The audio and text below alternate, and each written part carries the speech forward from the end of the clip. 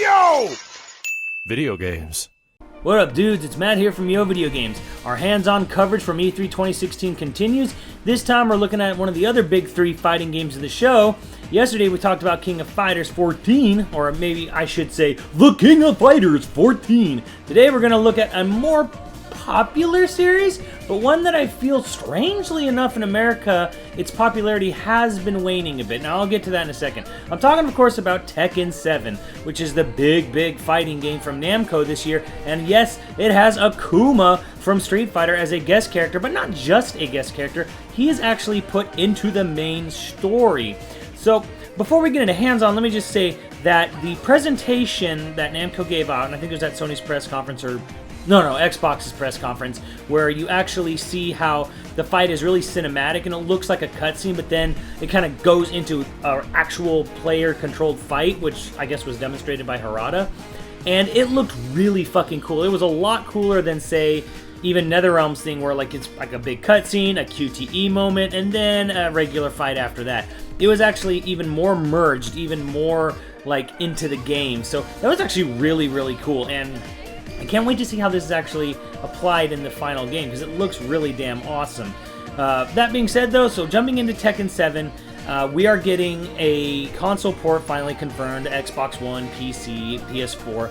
I know that there's rumors or discussions ongoing about cross-network play. I don't know if that'll pan out. Probably not. You know what? Probably not, because I'm going to say Sony or Microsoft or someone's not going to play nice with each other, so it's probably just going to be the consoles to the consoles, PC to PC, but whatever. This is actually not just Tekken 7. This is Tekken 7 Fated Retribution. Has Nina in a wedding outfit with a gun holster. I don't know what the fuck is going on there. I think that's a really weird costume design for her. It's hokey as fuck, but it's kind of fucking awesome too. You know, so just to bring that up a little bit. I think, for me, though, I didn't actually really play a lot of Tekken in the past. And the only characters I played were the Cheese Ball, Eddie, and Christy. And neither one of them are in this game. However, there is a new character called Katrina, or Katarina, however you want to pronounce the name. She functions in very much the same way, where you can kind of alternate the two kicks and do very well with her. And one of the Namco employees, he actually said that, yes, she's kind of made specifically for newcomers or people who are lapsed Tekken players, people who just aren't good at fighting games. She's made to have very easy to pull together string combos. Very cool. Not really a big fan of her design, didn't do much for me, so I actually wanted to try out some of the other new characters within Tekken 7. So I played a lot of Josie, I played a little bit of Shaheen, and I had to try Akuma. Now I'll start with Josie. She's more traditional Tekken character than a lot of the other, like at least more than the Eddie and Christy that I'm used to playing, so you do have to do a little bit more mixing up with her, but she's fun. I actually really like her design. It's definitely a character I felt comfortable with, and that's someone who doesn't play fucking Tekken.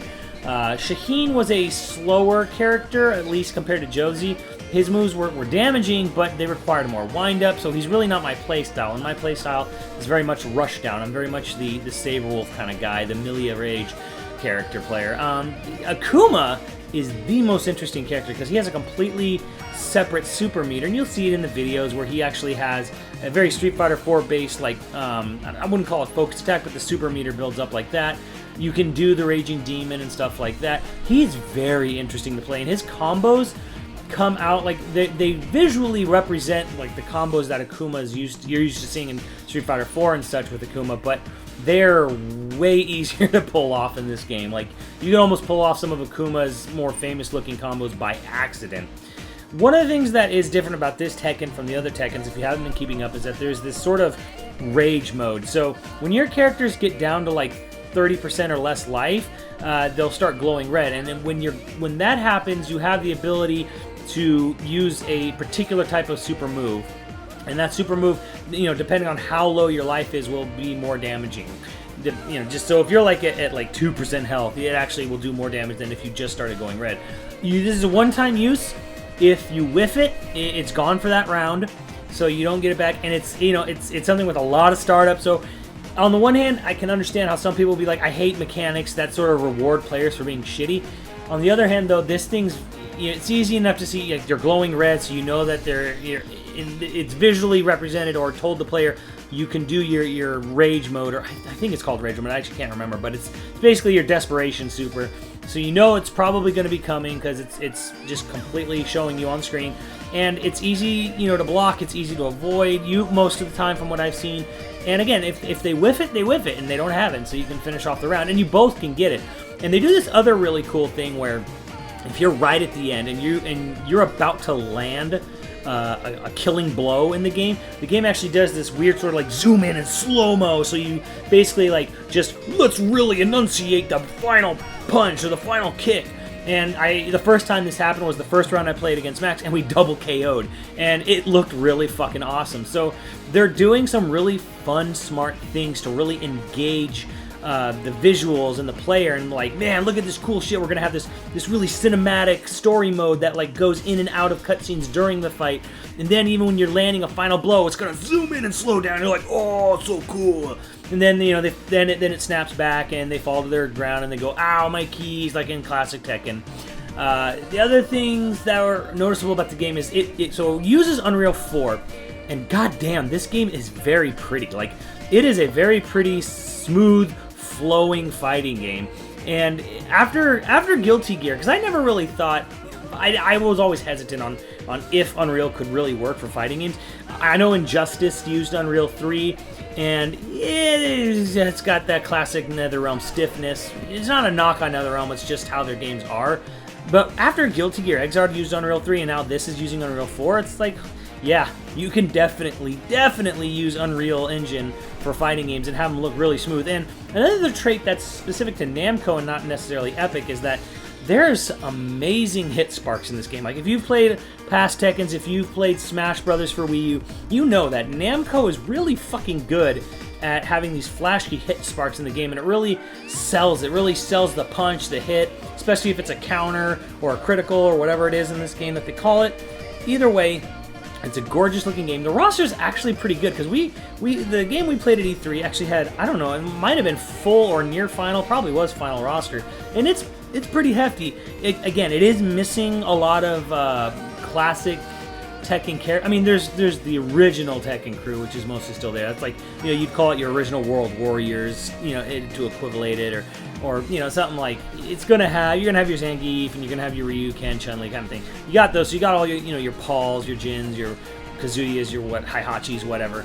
But yeah, a lot of characters from 3 onwards are kind of not there. You know, there's no Bob, there's no, from what I can tell, there's no weird lolly android girls either, which, I don't know, it's gonna break somebody's heart, not mine. But either way, it's a fun game. I don't know that Tekken 7 is necessarily going to suck anyone in who's not a Tekken player.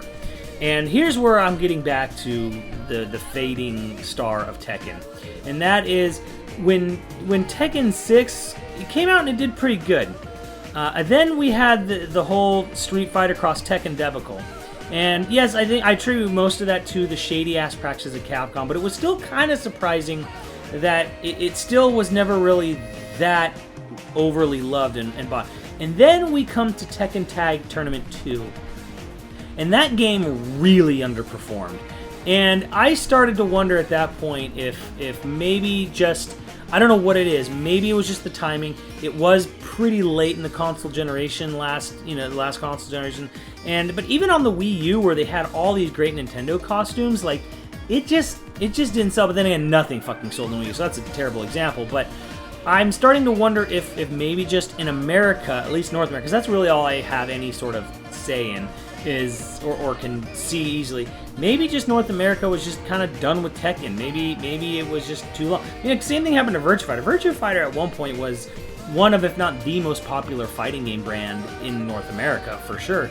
But you know, just too many delays, not really delays, but just too much time between releases, and you know, releasing too long after the last one, and just like that, Virtua Fighter 5 just never took off. And I don't know. I'm not saying it's no it is absolutely no statement on the quality of the game, and I think that's probably going to get lost. I can already see the comments right now that, you know, just lambasting me for saying, you know, how dare I say Tekken not sell. Look, it's not about the quality of the game. It's just noticing that, damn, the sales for the last Tekken game in North America were not very good. And if it is a thing about, hey, people are just tired of the traditional Tekken playstyle, I don't know that this is going to bring anyone back, if that makes any sense to you guys, because it plays like Tekken, and I think that's probably for better, because Tekken players don't want to play a game that's not Tekken, called Tekken, and hopefully a character like Akuma can maybe sort of rope some people in, because he does play like a very interesting character. He does play like Akuma, even though it is still in the Tekken setting, so that's all well and good, but in the end, I hope it does succeed, because honestly, it looks great, it plays great, and it's got an interesting guest character from Street Fighter that really changes up the play style of the game, and you do have your easy newcomer characters like Katrina. So, all that being said, I think Tekken 7's got all the right ingredients, and let's just hope it all comes together.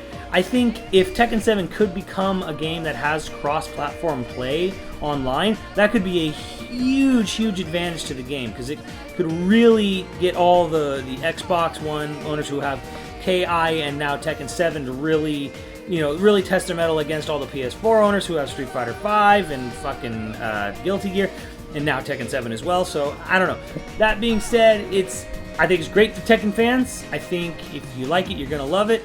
But for people who are not into Tekken, if you don't like the way Tekken plays, this won't probably win you over.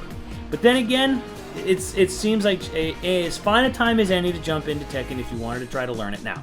So that's all I gotta say on that. Let me know what you guys think in the comments below, and I'll catch you on the channel. Later, dudes.